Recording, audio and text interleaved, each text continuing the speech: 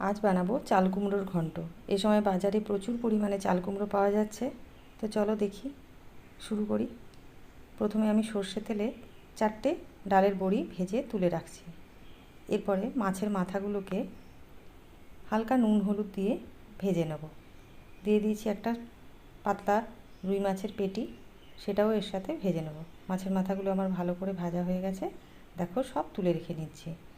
এরপরে ওই কড়াইতেই আরেকটু সর্ষের তেল দিয়ে দেবো।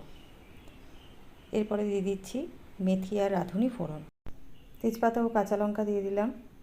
কেটে ধুয়ে রাখা চাল কুমড়োটাও দিয়ে দিচ্ছি। খুব ভালো করে তেলের সাথে একটু সামান্য পরিমাণ ভেজে নেব।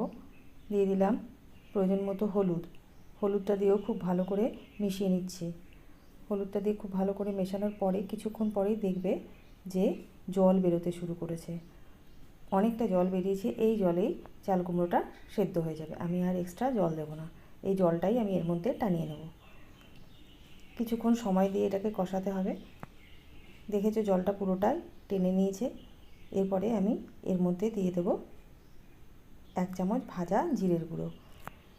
দিয়ে দিচ্ছি মাছের মাথাগুলো, মাছের পিসটাও এর মধ্যে দিয়ে দেবো। দিয়ে খুব ভালো করে এর সাথে মেশাতে থাকবো। দেখছো খুব ভালো করে আমি মাছের মাথাগুলোকে এর সাথে মিশিয়ে নিচ্ছি। বড় বড় মাছের মাথার টুকরোগুলোকে খুন্তি দিয়ে চেপে চেপে ভেঙে দিতে হবে,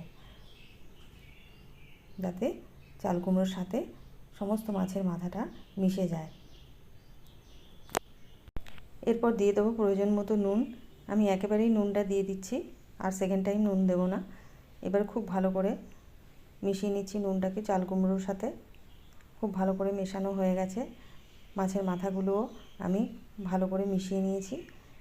এবার কিছুক্ষণ রান্না হতে দিতে হবে। বড় টুকরোগুলোকেও ভেঙে দিলাম। রান্না কিছুটা হয়ে যাওয়ার পর এরপরে দিয়ে দেবো এর মধ্যে সামান্য চিনি। দিয়ে দিচ্ছি 2টো কাঁচা লঙ্কা। এরপরে আবার কিছুক্ষণ কষিয়ে নিতে হবে।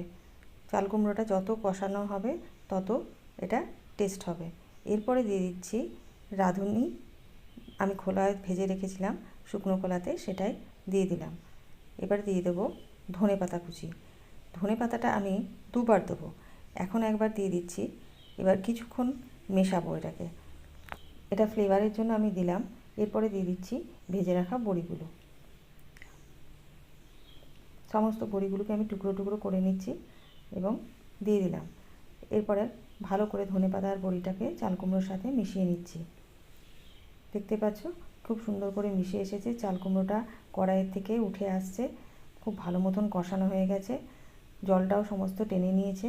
এরপরে দিয়ে দিচ্ছি যেটা সিক্রেট জিনিস, এই রাঁধুনিটাকে আমি হাতে ডলে নিলাম এবং তরকারিটা দেখো আমি ছড়িয়ে দিয়েছি। এই সাইডে সাইডে যেখানটাতে কড়াইটা আর শুকনো কড়াইটা রয়েছে সেইটার সাইডে সাইডে আমি রাঁধুনিটা দিয়ে দেবো। এই রাঁধুনিটা যত গরমের তাপ পাবে পুড়বে আর একটা খুব সুন্দর স্মেল আসবে। কিছুক্ষণ ওটাকে ওরকমভাবে রেখে দিয়ে তারপরে তরকারির সাথে মিশিয়ে নেব। খুব ভালো করে মিশিয়ে নিলাম। এরপরে আবার ধনেপাতার ডাঁটি ও ধনেপাতা কিছুটা দিয়ে দেবো, দিয়ে খুব ভালো করে মিশিয়ে নেব। এই রাঁধুনিটা দিলে খুব সুন্দর একটা ফ্লেভার হয় আর খেতেও খুব ভালো লাগে। রান্না আমার কমপ্লিট হয়ে গেছে। কেমন হয়েছে বন্ধুরা? Please like, comment, share and subscribe. Thank you for